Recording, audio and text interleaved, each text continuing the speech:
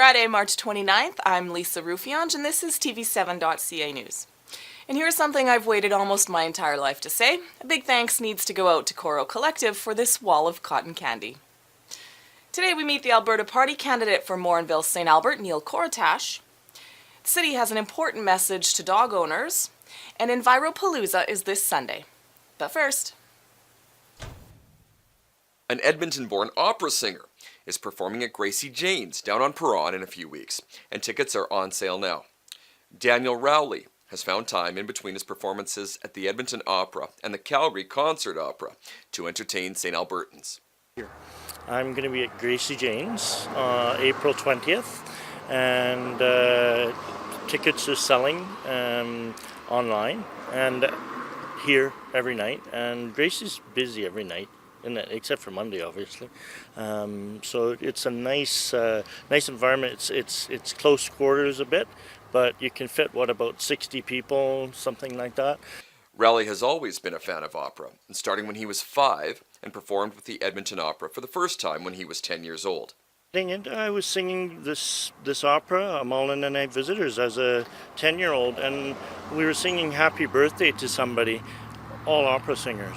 And I sang and I just went, oh, this is what I want to do for the rest of my life. This is amazing. So, and I could do it at 10. So I was hoping that I could, when my voice broke, that I could keep doing it. And when it did break, I was so heartbroken that my voice broke. But then 2 weeks later, I stood up and I just kept going. So we're billing it as an opera evening. So everybody's going to be dressed in black and red.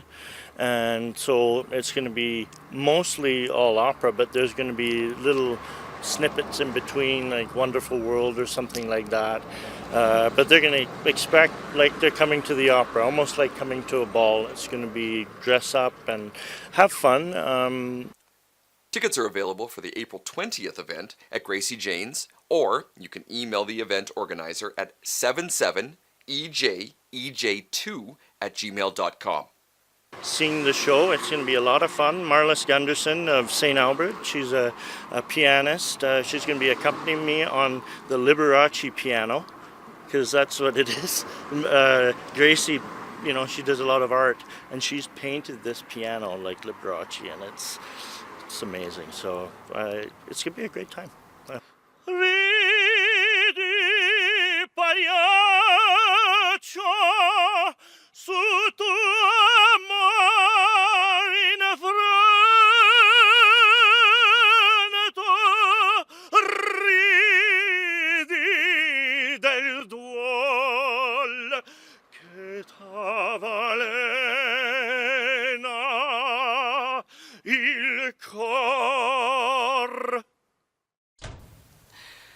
Lifelong St. Albert resident Neil Coratash is the Alberta Party nominee for Mornville-St. Albert.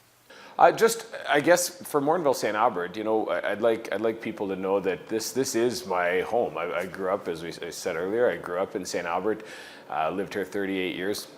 I spent some time on city council, but more importantly, the riding is much larger than that. So the riding is Mornville, St. Albert, Legal, Bonaccord, Gibbons, Redwater, and I feel I'm very suited to represent this riding and to work for the people of Mornville-St. Albert. I've been teaching at the high school in Mornville for 15 years.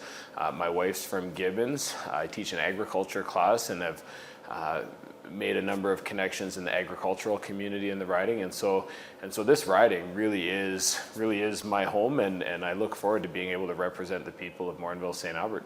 The former St. Albertan councillor feels his first-hand experience with the relationship between the local governments and the province makes him uniquely qualified to represent the Mornville-St. Albert riding. Sure, yeah, well, the relationship between municipalities and the provincial government is extremely important. Municipalities provide the services that are arguably closest to the people, right? Your garbage, your roads, your recreation services, your police and fire, and just services that people use on a daily or weekly basis, and provide all the planning infrastructure for our cities and communities where we live. And in order to do that, municipalities require stable funding sources, and the province essentially controls what the municipalities are able to do to generate revenue, and so it's extremely important that municipalities in the province have a good working relationship. The province has an obligation to provide municipalities with stable funding sources, and I think I understand that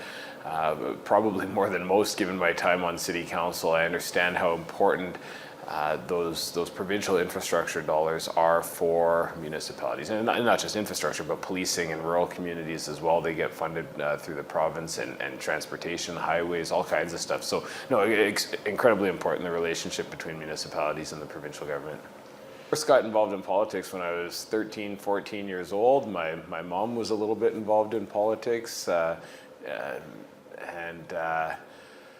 I don't know, it just always interested me. I had a high school social studies teacher that was pretty passionate about getting involved in politics, and so that opened my eyes, I guess, to what was out there. And then I was involved in this was years ago, but St. Albert Youth Council and the St. Albert Youth Community Centre, and so we had to make a number of presentations to St. Albert City Council. And so I got to know a little bit about the political process through my involvement with those organizations.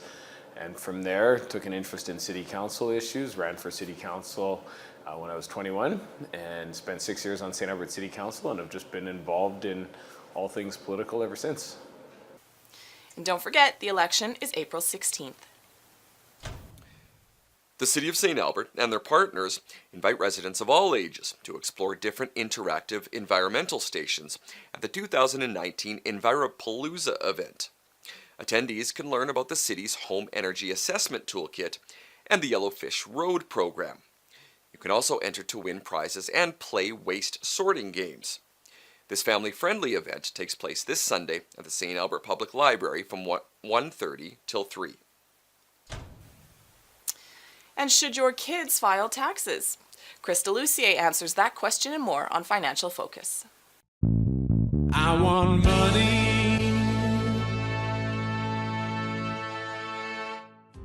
Clients sometimes ask me if their child or teenager has to file their tax return. You may want your child to file their own tax return if they have any income, summer job, part-time income, and if income tax is being deducted from that money. Filing helps set them up, set up their information with CRA for future queries or future filings.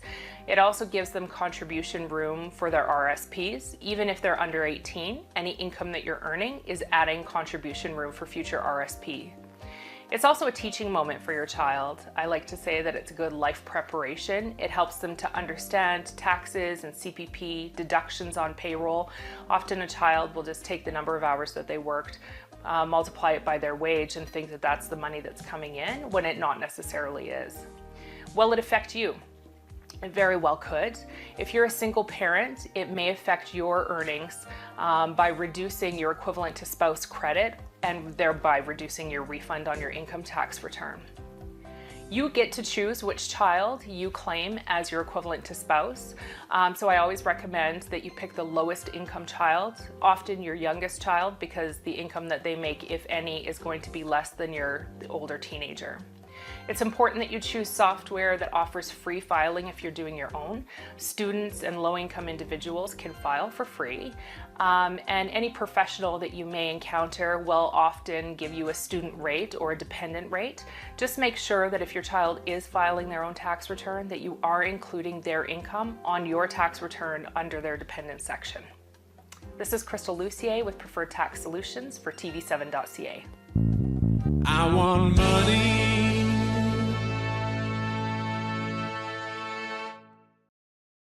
If you run a home-based business, then Councillor Natalie Jolie is looking for your feedback. In a Facebook post, she asks, should the bylaws allow for home-based businesses to employ people who do not live in the home? Currently, Edmonton bylaws allow for 2 non-resident employees, while Mornville only allows for 1. Councillor Jolie proposes matching our neighbour to the north's position. Another question she is asking for your feedback on is whether or not the bylaws should allow for exterior signage for home-based businesses. A small, tasteful sign could be of value to some. Finally, she is asking for your feedback on the idea if reducing or eliminating the license fee for some of these home-based businesses will work. She wonders if these fees are creating an unnecessary cost to some small businesses, and if they are forcing others to operate underground to avoid the additional expense. To provide feedback on this topic, reach out to Councillor Jolly on her Facebook page. And pick up or pay up. Municipal Enforcement Services will be increasing patrols in April to reinforce responsible pet ownership among dog owners. While many residents fall into the category of responsible dog owners, others don't. The city hopes a zero-tolerance enforcement campaign around pick up or pay up will emphasize the importance of picking up after your dog and being respectful of your fellow residents. They also hope it will help change behavior among residents who do not currently follow the rules. During this campaign, officers will have a zero tolerance for not following a number of animal bylaw provisions, including the immediate pickup of all dog feces when not on the owner's property. In addition, the officers will be looking for dog owners and walkers to be in possession of plastic bags and are required to show said bags when asked by a peace officer. Dog feces around parks and trails continues to be a common complaint received by municipal enforcement services. As a result of continued non-compliance, the city has had to hire a contractor to conduct 2 annual cleanups a year. A total of 4.1 metric tons of dog feces was collected in 2015, 5.8 metric tons in 16, 3.7 metric tons in 2017, and 2.6 metric tons in 2018. While the amount of cleanup required has been reduced, it's important to reinforce that the onus to clean up after one's pet must be on the dog owner. The Zero Tolerance Enforcement campaign will occur throughout the city. While there will be an increased focus in April, enforcement of the animal bylaw continues year-round to promote responsible pet ownership and to further strengthen the city's education messaging. Looking for a fun night out? Well, thanks to a local business, you won't have to head to the big city for that. The Bourbon Room is this week's business spotlight.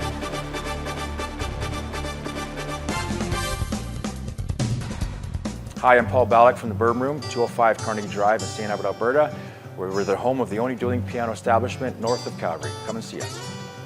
2 piano players will play together. One will play the bass of the song and the other person will play the rhythm and sing. And then they just play together and harmonize and then they switch off. And they'll play any song from the 30s up until present, whether it be pop, rock, country, R&B, hip-hop, whatever. And they just use the synthesizers and the pianos to make the sounds that are similar to that song and try their best to sing it just like you would have heard it recorded. So very interactive. It's the most interactive entertainment, I think, live music-wise, that you can find. We've had bands for many years, and with bands, you know, the stage is over there and the people are on the other side and they sit there and they enjoy the entertainment and then the talent that's on the stage, whereas the dueling pianos is more in the middle of the room. So it's an engaging event where everyone will dance wherever they are, at their booth, at their table, at the bar. We have a little dance floor. We have some nice dance lights and stuff that will illuminate that up. And then next thing you know, by midnight, everyone's around the piano or as close as they can to the piano, singing and clapping and playing along with the entertainers. We want to keep people in St. Albert and give them a reason not to go to Edmonton. Nothing against Edmonton. I go to Edmonton too and I love Edmonton, but why spend all that money in a cab going there, a cab coming back, or waiting for cabs and being stuck downtown at 3 o'clock in the morning when you have good entertainment right here.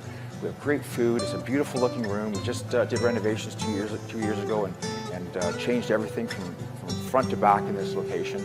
So if you ever came here when it was yesterday's or Fridays or any other bar that was here, it's totally different than it's ever looked since this place has been a restaurant or bar.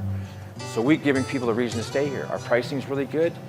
You go into Edmonton and you may pay $8, $10 for a beer. Ours will be $2 less than that. Our food's going to be $4 or $5 less than that. So you're saving on cabs, you're saving on the cost of food, and you're saving on the cost of products that you're having to drink. Well, the Bourbon Room is a place that specializes in the majority of bourbons that we can find and live entertainment.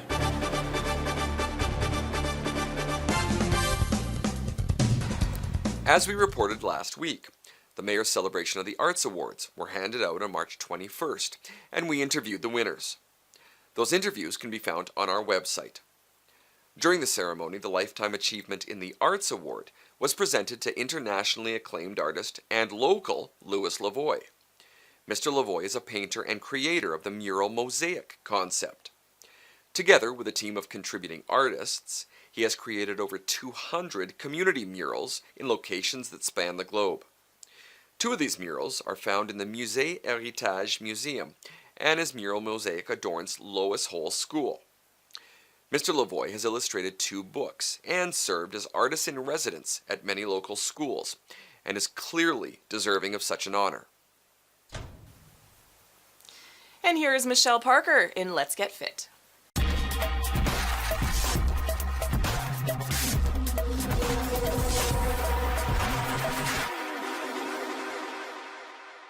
All right, when working with clients, whether in a group setting or one-on-one in a personal training session, my goal is always to guide clients to make healthy lifestyle choices that are realistic and that are sustainable.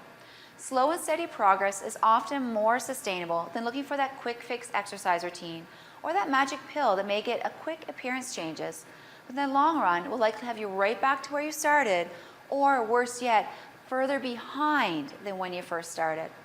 So whether your journey is losing weight or whether your journey is to run your first marathon, think slow and steady. I think we can all agree, if a marathon is our goal, we're not going to simply walk outside today and run 4.2 kilometers. We're going to consider how we need to dress for the weather. We need to invest in proper footwear. We need to think hydration and nutrition and how they impact us during our training runs. We also need to know that we start slow with perhaps shorter distances, maybe a walk-run combination to kick things off. Why is it then that if we can grasp this training when it comes to a marathon, that it takes time and dedication, that we don't utilize the same approach or have the same mentality with other fitness and nutrition goals? Something to think about. So reflecting for a moment on your personal SMART goals, remember those are specific, measurable, achievable, relevant, and time-bound. I would add one more letter, S, to the end of that for sustainable.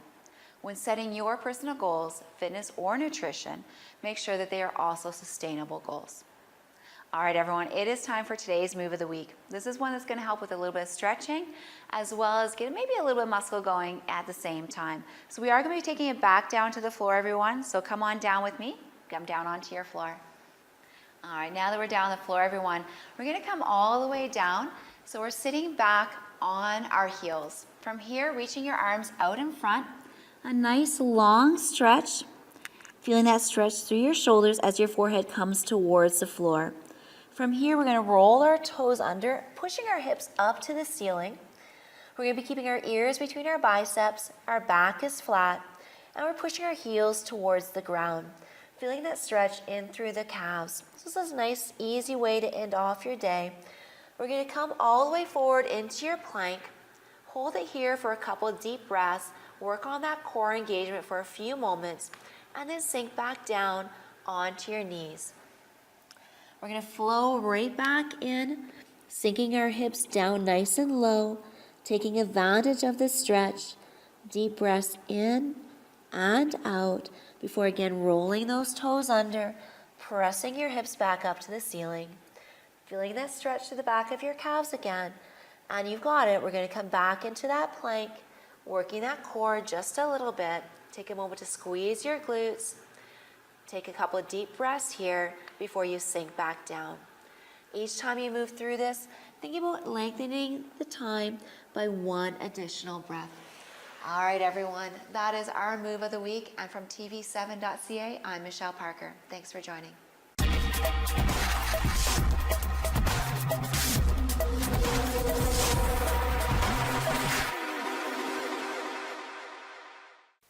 And that's it, that's all this week.